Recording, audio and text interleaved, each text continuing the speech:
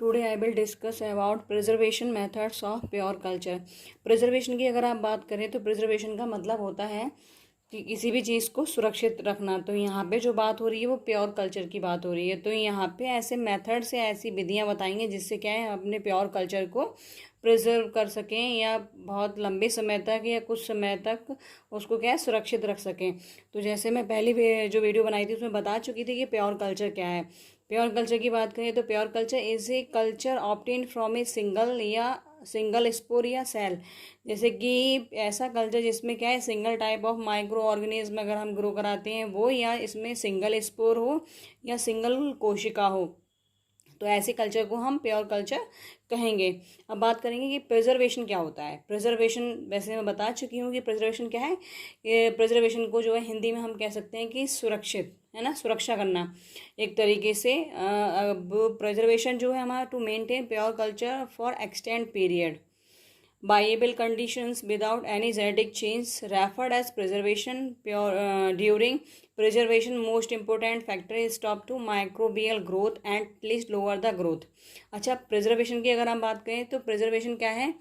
Preservation जो है वो मेंटेन करता है प्योर कल्चर को एक्सटेंड पीरियड। एक्सटेंड का मतलब होता है मतलब बढ़ा हुआ या लंबे अवधि तक जो है प्योर कल्चर को मेंटेन करके रखता है। कौन सी कंडीशंस में? वाइबल कंडीशन मतलब जिंदा रहे प्योर कल्चर। ऐसा नहीं है कि प्योर कल्चर में ऑलरेडी जो है माइक्रोबियल ग्रोथ हो रही है, तो इस तरीके से जो है नहीं होना है।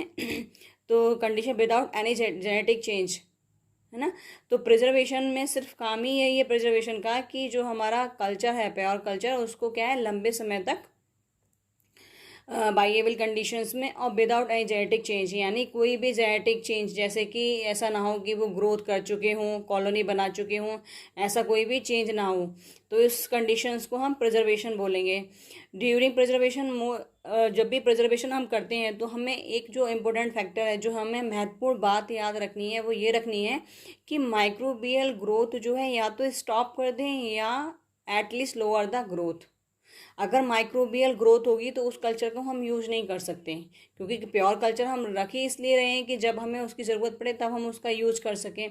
तो उसमें अब जब हम प्रिजर्व कर रहे हैं और उसमें ग्रोथ हो रही है, माइक्रोबियल ग्रोथ हो रही है ना, तो वो कल्चर क्या है, प्योर कल्चर फिर नहीं रहेगा, है ना। तो इन सबको रोकने के लिए जो है हम प्रिजर्वेशन का यूज़ करते हैं। तो प्रिजर्वेशन जो मेथड है वो भी हमारे दो तरीके के हैं, शॉर्ट टर्म कल्चर प्रिजर्वेशन और long term culture preservation.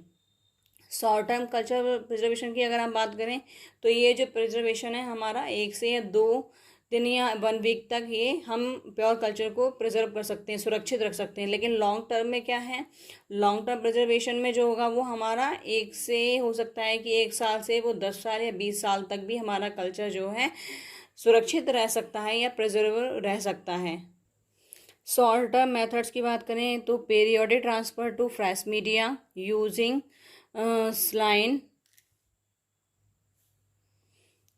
periodic transfer to fresh media using saline suspension और प्रिजर्वेशन बाय ड्राइंग मेथड्स। ये तो हो गए हमारे शॉर्ट टर्म में जो हमें एक्सप्लेन करने हैं। दूसरा है लॉन्ग टर्म प्रिजर्वेशन मेथड्स, लाइफोलाइजेशन जिसे हम फ्रीज ड्राइंग बोलते हैं, क्रायो प्रिजर्वेशन और स्टोरेज इन सिलिका जेल। ये हमारे क्या है लॉन्ग टर्म प्रिजर्वेशन मेथड्स हैं। सबसे पहले हम बात करेंगे शॉर्ट टर्म प्रिजर्वेशन मेथड की। तो सबसे पहले हमारा periodic transfer to fresh media. This method is a simple method of preservation and no special apparatus। सबसे पहले तो हम ये जान लें कि पीरियोडिक ट्रांसफ़र मतलब पीरियोडिक से मतलब ये है कि इसमें जो भी हम फ्रेश मीडिया ट्रांसफ़र करेंगे वो कुछ टाइम इंटरवल हो सकता है कि 1 दिन हो या हो सकता है 1 आवर हो।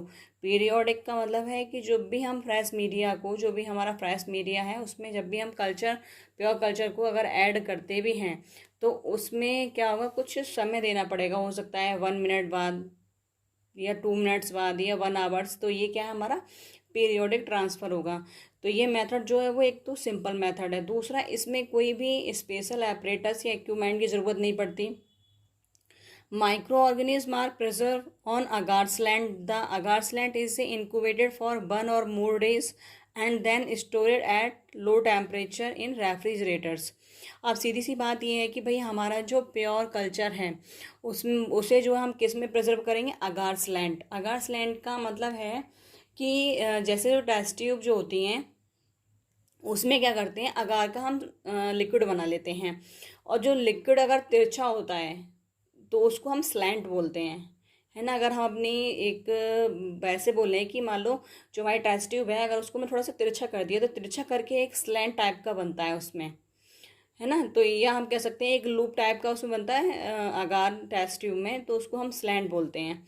और स्लैंट जो होता है वो उसको जो है अगार्स लैंड में अपने प्योर कल्चर को हम रख देते हैं कितने दिन के लिए, एक दिन या एक से ज़्यादा दिन के लिए। और किस में, लो टेम्परेचर पे रेफ्रिजरेटर में। तो इससे जो है हमारा कह सकते हैं कि ये जो हमारा है periodic transfer to fresh media, ये जो है हमारा एक दिन या 2 दिन के लिए ठीक है। इसमें 1-2 दिन के लिए हमारा जो प्योर कल्चर है वो क्या है, प्रिजर्व रह सकता है।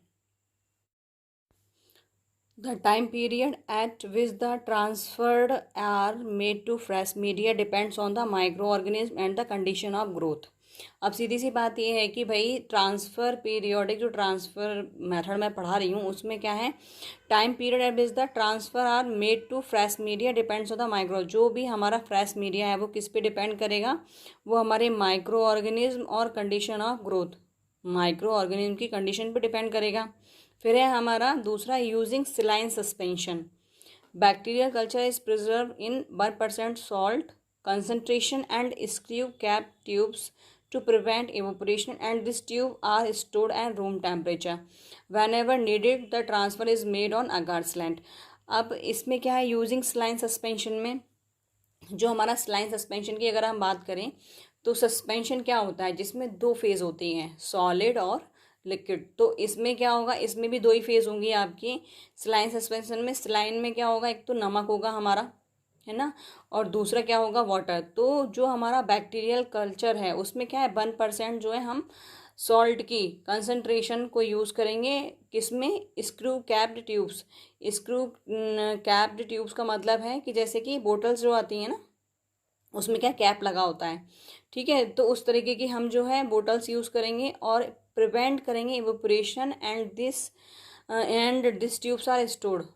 इवोपरेशन का मतलब है कि जो हमने सॉल्ट सोल्यूशन उसमें भरा है कहीं ऐसा ना हो कि वो इवोपरेट हो जाए, मतलब क्या है कि वो वहाँ से बाहर हो जाए, है ना। तो और जो हमारी ट्यूब्स है उसको हम स्टोर करेंगे रूम टेम्परेचर पे, और जब हमें नीड होगी transfer is made on agar slant. और हम जब भी हमें ज़रूरत पड़ेगी प्योर कल्चर की उसको हम ट्रांसफ़र कर लेंगे अगार स्लैंट में। अगार स्लैंट में बता ही चुकी हूँ कि अगार का बना हुआ एक लिक्विड होता है, और लिक्विड भी कैसा, लिक्विड में क्या है, एक तिरछा बन रहा होता है, तिरछा एक कह सकते हैं हम फेस या डायग्राम सा बन रहा होता है, उसको हम स्लैंट बोलते हैं। या आप कह सकते हैं कि किसी भी चीज़ में थोड़ा तिरछापन आना, है ना, तिरछा होना, तो वो हमारा क्या है, स्लैंट होता है।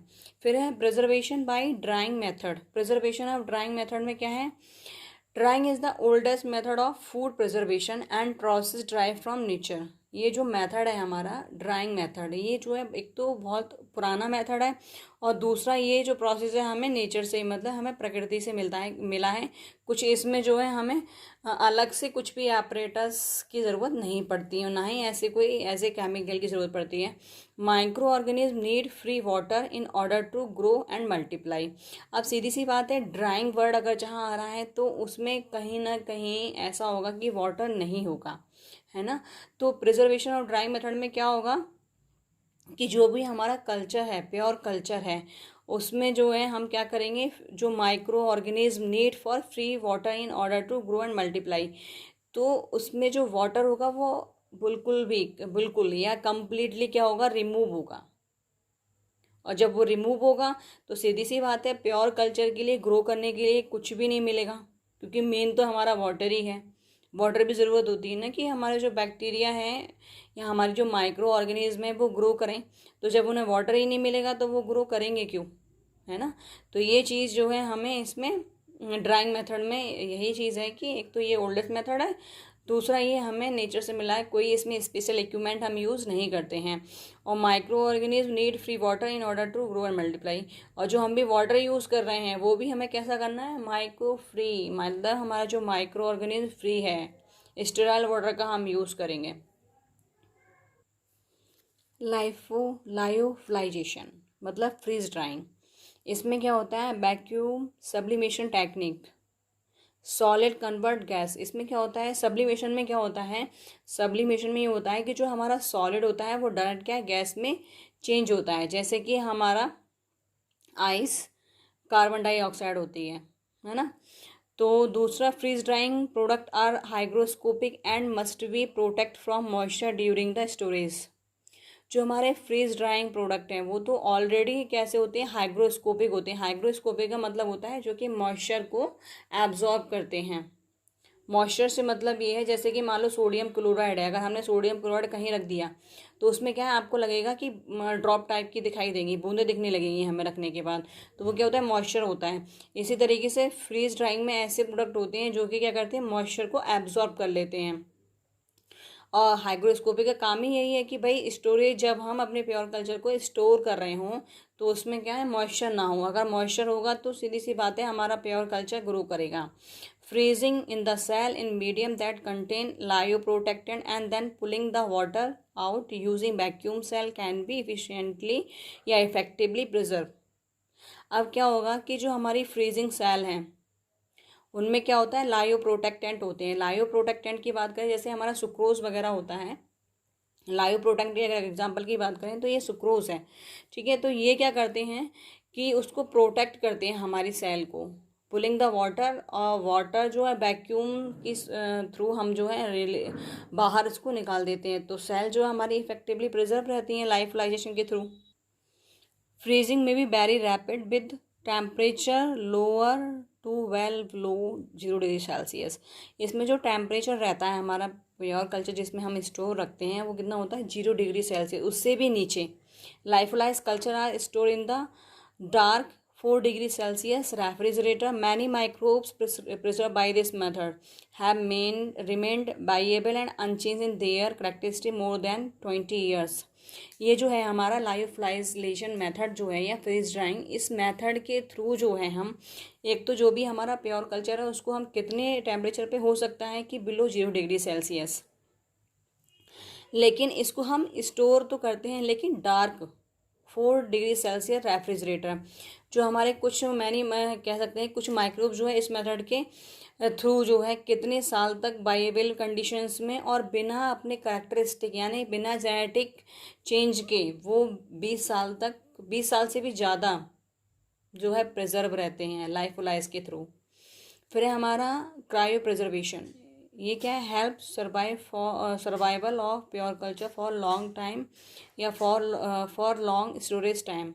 जो हमारा क्रायो प्रिजर्वेशन मेथड है ये भी हमारे लॉन्ग टाइम के लिए यूज़ होता है। In this method the micro organism of culture rapidly frozen in liquid nitrogen and at 190-60 degree Celsius in the presence of stabilizing agent and such glycerol that prevent the cell damage due to the formation of ice crystal and promote cell survival. This method species can remain viable for 10 to 30 years without undergoing change in their characteristic। अब cryo preservation में भी अगर हम बात करें तो ये भी क्या है, हमारे लंबे समय के लिए हम यूज़ करते हैं। इस मेथड में होता क्या है कि जो हमारा लंबे समय के लिए तो हम इसको यूज ही करते हैं, लेकिन इस मेथड में जो है जैसे हमारा फ्रोजन की बात करें, जैसे हमारा जो फ्रोजन मटर आता है आपने देखा होगा उस पर क्या है, बर्फ़ के जो है छोटे छोटे से क्रिस्टल होते हैं। इसी तरीके से जो है हमारा प्योर कल्चर को भी हम जो है नाइट्रोजन, लिक्विड नाइट्रोजन में 196 डिग्री सेल्सियस पे और क्या यूज़ करते हैं इसमें, स्टेबलाइजिंग एजेंट। स्टेबलाइजिंग एजेंट जो होते हैं वो क्या करते हैं, स्टेबिलिटी को मेनटेन करते हैं, जैसे कि हमारा ग्लिसरॉल है that prevent the cell damage. और ये करते हैं, प्रिवेंट करते हैं सेल को डैमेज होने से, और क्या बना देते हैं, आइस की क्रिस्टल बना देते हैं ताकि जो हमारी सेल है वो क्या हो, सर्वाइव ना हो। और ये जो मेथड है हमारा कम से कम 10 साल से 30 साल तक इसमें जो है बाइएबल कंडीशंस में हमारा कल्चर रहता है। दूसरा, इसमें कोई भी कैरेक्टरिस्टिक चेंज नहीं होता है, यानी कोई भी जेनेटिक चेंज नहीं होता है इसमें। Stored in silica gel. Microbes can be stored in silica gel powder at low temperature for a period 1-2 years. In this technique and quick desiccation at low temperature, which allow the cell to remain viable for a long period of time. Some of these species which are preserved on anhydrous silica gel are such as a अब इसमें अगर हम बात करें stored in silica gel, जो हमारा silica gel powder जो होता है उसमें क्या है, जो हमारे माइक्रोब्स हैं उनको हम स्टोर करते हैं, वो भी कितने लो टेम्परेचर पे 1 से 2 साल के लिए या 1 से 2 साल की अवधि तक ही इसको हम स्टोर कर सकते हैं सिलिका जेल के थ्रू। लेकिन इसमें होता क्या है, in this technique is quick desiccation. Desiccation का मतलब होता है कि बिल्कुल ये सुखाना। डेसिकेशन का मतलब होता है कि फ्री फ्रॉम वाटर, है ना। तो डेसिकेशन का वैसे क्या है हिंदी में जो मतलब है वो होता है सुखाना।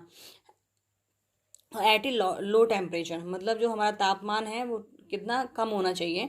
इसमें क्या है, which allow the cell remain viable for a long period of time. इस कंडीशंस में जो है, या इस मेथड के थ्रू जो है, जो हमारा सेल है वो क्या है, लंबे समय तक वाइएबल कंडीशन में, जिंदा कंडीशंस में रहते हैं। Some of these species which are preserve on anhydrous silica gel or such as a. और कुछ ऐसी स्पीसीज भी हैं जिसमें क्या है वाटर नहीं होता है, उसके बाद भी हमारी जो स्पीसीज हैं जो है स्टोर रहती हैं, जैसे हमारा एस्परजिलस नीडुलेंस या इकोलाई। एस्परजिलस जो है वो हमारा क्या है, एल्गी है। तो इस तरीके के जो हमारे एल्गी हैं या हमारे बैक्टीरिया हैं वो जो है हमारे सिलिका जेल मेथड के थ्रू जो है स्टोर रहते हैं। अब हम बात करते हैं कि इतने सारे मेथड हमने पढ़े, मान लो ये सब क्या यूज है। जैसे मान लो हमारा प्योर कल्चर है, प्योर कल्चर में क्या था, हमारा प्योर कल्चर को हमने बनाया और इन मेथड में सिर्फ और सिर्फ क्या हम स्टोर करके रख रहे हैं लंबे समय तक। जैसे कि मान लो कोई भी चीज़ है, जैसे बहुत सारे प्रोडक्ट आते हैं, है ना, तो उनको भी जैसे फ्रिज में रख देते हैं। जैसे आपकी कोल्ड ड्रिंक्स हैं, तो क्यों रखते हैं, क्योंकि वो जो है लंबे समय तक प्रिजर्व रहें। ऐसे ही हमारा प्योर कल्चर है। प्योर कल्चर ही वो है कि single type of micro organism grow कराते हैं। तो मान लो जैसे हमें कोई भी एंटीबायोटिक्स बनानी है या वैक्सीन बनानी है या फिर हमें कोई भी एंजाइम्स बनाना है, तो जिस टाइप प्योर कल्चर हमारे पास अगर रखा होगा उस बैक्टीरिया का या उस फंगी का, उसको हम उठाएंगे और यूज़ कर लेंगे, है ना। इसीलिए जो है इतने सारे जो मेथड्स हैं वो आज मैंने आपको पढ़ाए हैं कि भाई प्रिजर्वेशन क्या है। प्रिजर्वेशन का नाम ही यही है कि प्योर कल्चर का प्रिजर्वेशन पढ़ रहे हैं, तो सीधी सी बात है कि जो हमारा प्योर कल्चर है उसको प्रिजर्व करेंगे, उसको सुरक्षित रखेंगे, है ना। तो इन कुछ मेथड हमारे ऐसे थे जो कि कुछ 1 वीक से 2 वीक चल रहा था, और कुछ मेथड्स हमारे ऐसे हैं लॉन्ग टर्म में जो कि हमारे 1 साल से 20 साल या 30 साल तक भी हम प्योर कल्चर को प्रिजर्व कर सकते हैं।